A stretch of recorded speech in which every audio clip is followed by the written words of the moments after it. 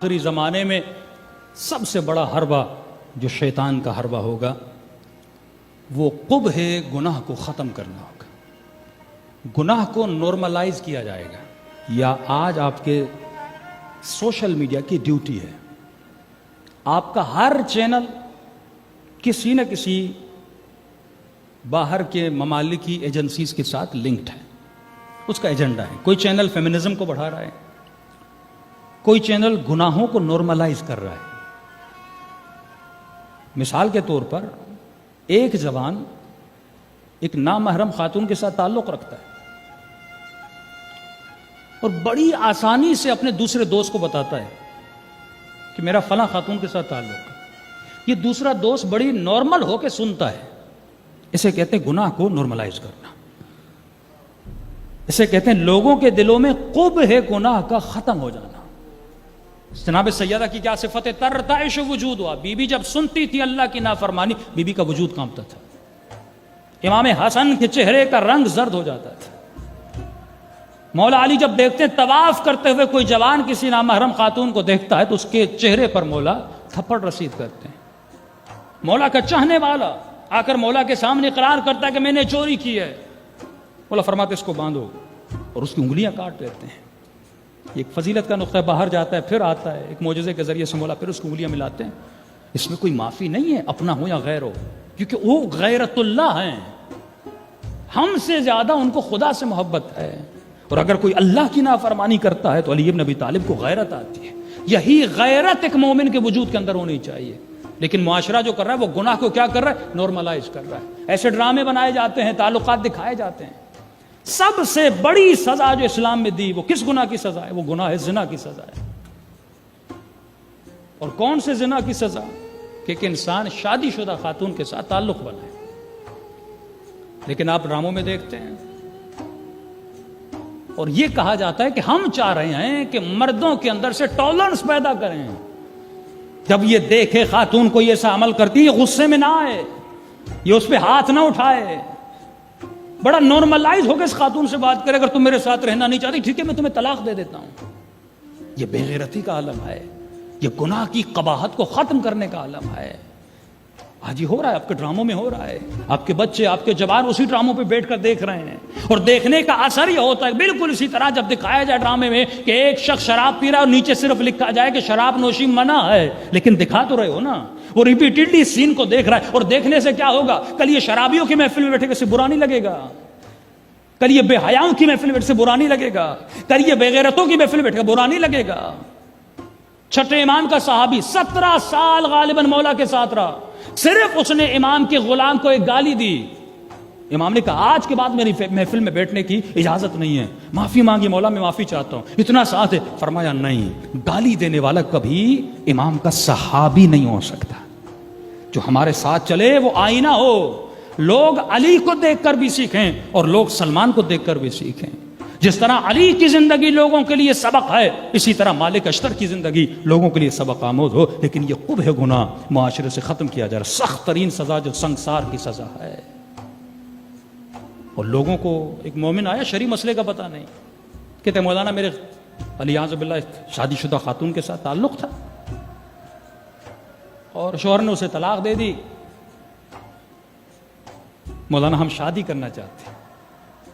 تمام مراجع کا فتویٰ ہے کہ جو شادی شدہ خاتون کے ساتھ تعلق بناتا ہے اور اگر اسے طلاق بھی ہو جائے وہ اس مرد پر حرام ابد ہے.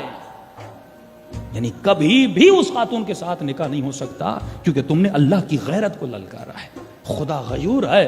تو اے جوان، مولا فرماتے وہ غیرت مند نہیں ہے جس کی غیرت ون سائیڈڈ ہو کہ یہ کہیں میری بیٹی کو کوئی نہ دیکھے، میری بہن کو کوئی نہ دیکھے، میری ماں کو کوئی نہ دیکھے، لیکن میں باہر نکلوں تو میں ہر کسی کو دیکھوں. فرمایا علی کا چاہنے والے سے معرفت نفس ہے ہی نہیں. فرمایا ظالم نہ بنو الذین آمنوا ولم یلبسوا، اور انہوں نے اپنے وجود پر ظلم کو سوار. سب سے بڑا ظلم یہ ہے کہ تم اپنے اعضاء سے اللہ کی نافرمانی کرو. پانی بنا ایک مقصد کے لیے، اس کا مقصد پورا، آپ پیتے ہیں آپ کی پیاس بجھتی ہے. اسی طرح تمہارے اعضاء کسی مقصد کے لیے بنایا، اگر یہ خلاف مقصد جاتے ہیں تو یہ سمجھ جاؤ تم اپنے وجود پہ کیا کر رہے ہو؟ ظلم کر رہے ہو. شیراز کا واقعہ ہے.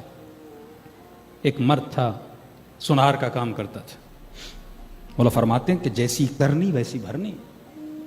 یہ مت سمجھنا کہ تم کسی کو دیکھ رہے ہو تمہارے ناموس کو کوئی نہیں دیکھے گا. اگر یہ سوچ بن جائے نا کہ اگر میں کسی کی ماں بہن کو دیکھ رہا ہوں کوئی میری ماں بہن کو دیکھ سکتا ہے, اگر غیرت مند ہوگا کبھی بھی آنکھوں کو بلند نہیں کرے گا. شیراز کا سونار کہتا ایک دن دکان پہ گیا سونا بیچنے کے لیے. 25-30 سال سے ایک شخص تھا, غلام تھا, ان کے گھر میں پانی لاتا تھا. پہلے پانی بہت دور ہوتا تھا, دور دراز علاقوں سے پانی لایا جاتا تھا. تو ایک دن اب بوڑھا ہو گیا, یہ سونار اپنے دکان پر تھا, خاتون گھر میں اکیلی تھی, یہ پانی لے کر آیا. اس پر شیطان نے غلبہ کیا, اس نے اس خاتون کی کلائی کو پکڑا. خاتون نے چیخا اللہ اکبر, خوف خدا کرو, اتنے سالوں سے ہمارے در کی غلامی کر رہے ہو. اس کے دل میں خوف پیدا ہوا اور اس نے خاتون کا ہاتھ چھوڑا اور گھر سے چلا گیا. یہ مومنہ تھی, اس نے مولا کا ایک فرمان پڑھا ہوا تھا. جب اس کا شوہر واپس آیا, رات کو اس نے شوہر کو بٹھایا, رونے لگی, کہا کہ زندگی اس غلام کی گزر گئی, اس نے کبھی بھی ہاتھ نہیں بڑھایا میری طرف. کہا کیا ہوا ہے؟ کہ آج اس نے میری کلائی کو پکڑا. شوہر پریشان ہوا, کب پھر خوف خدا آیا, چلا گیا. لیکن تو مجھے میرے ایک سوال کا جواب دے, تجھے قسم ہے علی ابن ابی طالب کی, مولا کا چاہنے والا ہے, یہ بتا آج تم نے کوئی خطا کی تھی؟ آج تو نے کوئی گناہ کیا تھا؟ سر جھکاتا ہے, کہتا تم نے قسم دی ہے, بتاتا ہوں. کہا آج دکان پہ خاتون کنگن لینے آئی تھی, شیطان کا غلبہ ہوا, میں نے خاتون کو کہا اپنے ہاتھ تو میں پہناتا ہوں. کب پھر خوف خدا میں نے ہاتھ چھوڑ دیا. کب وہاں تم نے ایک نامحرم کے ہاتھ میں ہاتھ ڈالا, یہاں تمہارے ناموس کے ہاتھ میں کسی نے ہاتھ ڈالا تھا. تو دنیا کا حساب یہیں پہ پورا کر دیتے ہیں. فرمایا اے مومن غیرت مند بن, اور یہ غیرت تب آتی ہے جب کم از کم انسان دن میں زیادہ نہیں, علماء کے لیے 200 صفحے, لیکن جو عام لوگ ہیں کم از کم 20 صفحے معرفت النفس کا علم حاصل کریں کہ یہ نفس مجھے گمراہ کیسے کرتا ہے, یہ اللہ اور اہل بیت کے راستے سے مجھے کیسے ہٹاتا ہے, یہ کبھی مجھے غصے میں لاتا ہے. 2 طرح کے لوگ ہیں, کیا حالات تیرے اوپر حاوی ہیں یا تو حالات کے اوپر حاوی ہے. اگر تو حالات پہ کنٹرول کر رہا ہے تو علی والا ہے. حسین بن علی نے حالات پہ کنٹرول کیا, لیکن اگر تو کوفیوں کی طرح حالات میں بہتا ہوا جا رہا ہے کہ مولانا یہ فیشن ہے, مولانا یہ کہا جا رہا ہے, مولانا ٹی وی میں یہ دکھایا جا رہا ہے, لوگ یہ پہن رہے ہیں, اگر تو حالات کے ساتھ جی رہا ہے تو کر رہا ہے, مچھر کی طرح ہے. فرمایا المؤمن کا جبل الراسخ, مومن پہاڑ کی طرح ہوتا ہے, وہ یہ نہیں دیکھتا زمانہ کیا کر رہا ہے, وہ یہ دیکھتا ہے امام زمانہ کیا کہہ رہے ہیں.